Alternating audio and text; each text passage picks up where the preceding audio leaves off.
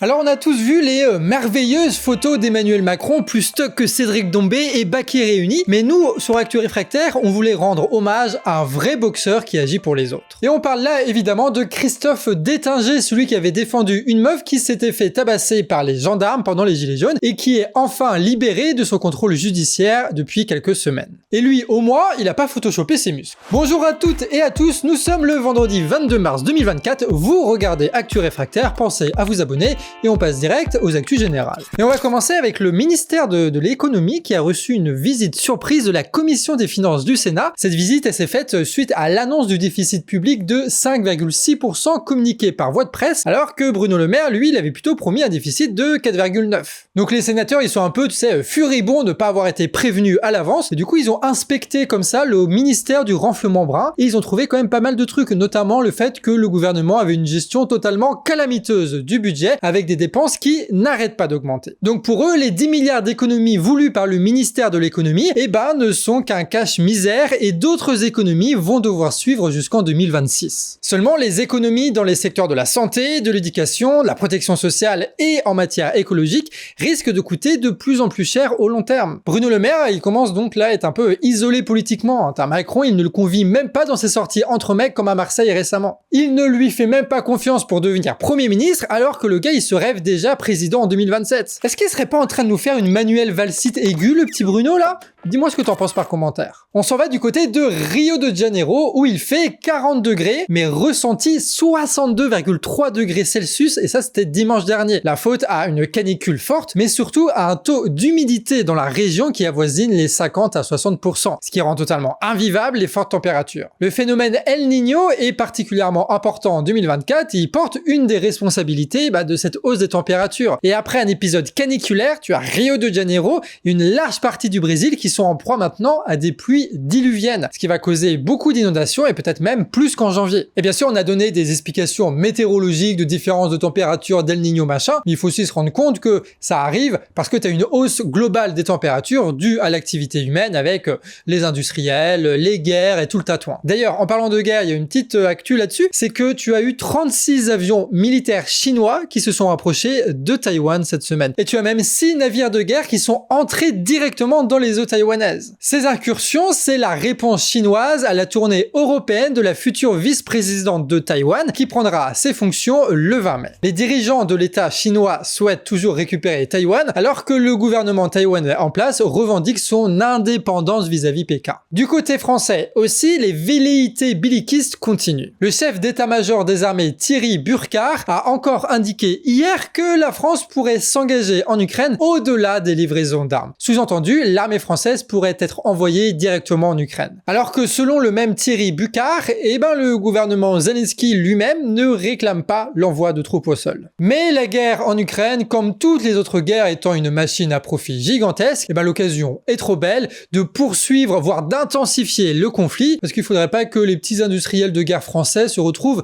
tout penauds là sans personne à qui refourguer leur production. L'autre intérêt de la multiplication de ces annonces, c'est la banalisation qui mènera à une forme de fatalisme, préparant ainsi les esprits et peut-être même les corps à devoir s'engager à l'avenir dans un conflit de haute intensité comme ils disent. Voilà, genre la guerre, tout simplement. Et avant de passer à la traditionnelle météo des luttes du vendredi, on va rapidement voir un petit peu du côté du Royaume-Uni où une expérimentation a été mise en place pendant 2 ans et ça va vous intéresser. Une centaine d'entreprises se sont essayées à la semaine de 4 jours avec réduction du temps de travail, mais évidemment sans perte de salaire. Et sans surprise, ça a plu à tous les salariés. Sur les 3000 participants à l'enquête, 100% ont évalué positivement ou très positivement l'impact de la réduction du temps de travail de près de 7 heures par semaine en moyenne. Dans près de 80% des cas, les entreprises vont signer des accords qui rendent ce modèle permanent, ce qui prouve bien que il est possible d'améliorer les conditions de travail, même dans cette société-là. Je vous rappelle notre devise, travailler moins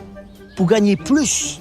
Mais ce que la classe dominante ne veut pas, c'est que qu'il y a un petit peu trop de libération de temps de travail, tu vois, qu'on ait un petit peu trop le temps de réfléchir, de s'organiser entre nous et de remarquer qu'il y a quand même des problèmes dans la société et qu'on est capable de s'organiser pour lutter contre ça. Et en parlant de lutte, quelle belle transition pour enchaîner sur notre météo des luttes et on va commencer avec la marche en hommage à Wanis qui a eu lieu hier. Plusieurs centaines de personnes se sont réunies en fin d'après-midi devant la mairie de Courneuve pour marcher jusqu'au lieu de collision l'accident du scooter du jeune avec le véhicule de la BAC. Son frère a pu prendre la parole, retenant ses larmes entre chaque phrase. Merci à tous, c'est un moment très difficile pour ma famille et moi. Jamais j'aurais pensé prendre la parole en public pour parler de la mort de mon petit frère, et c'est grâce à votre soutien et à vos messages que ma famille reste debout.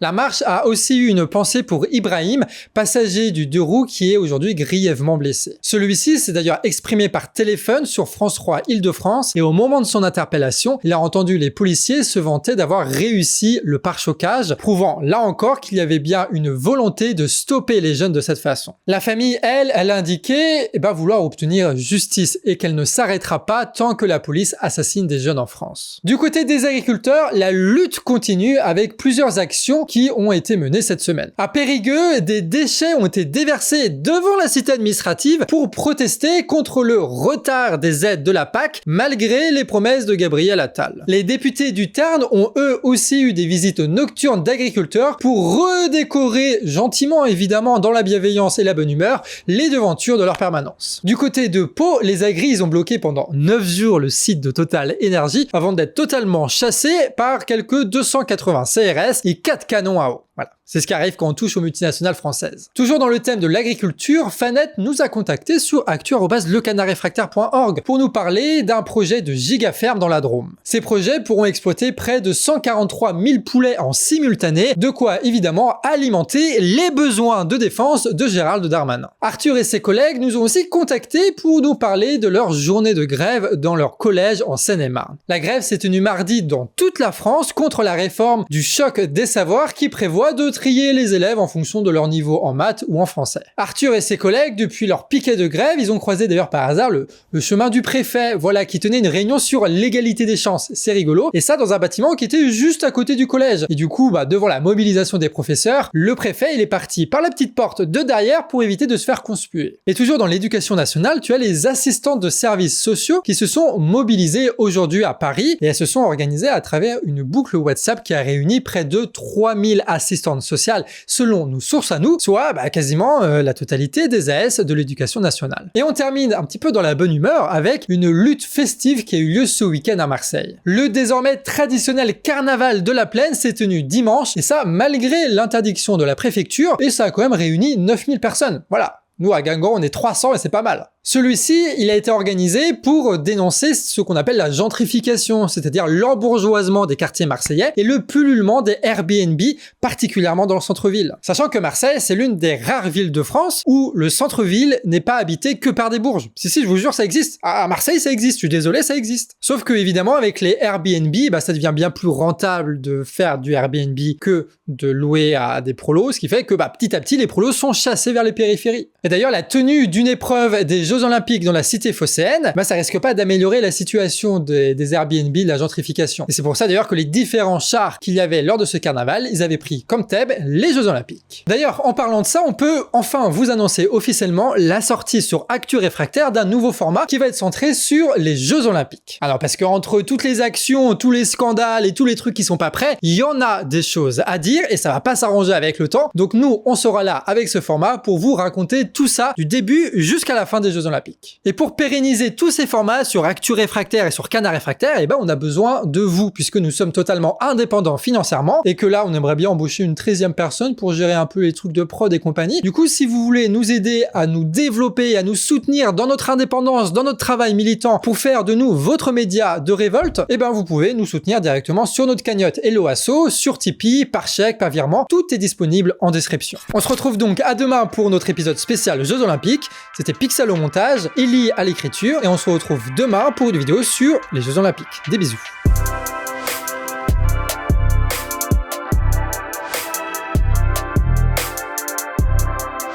Ouais.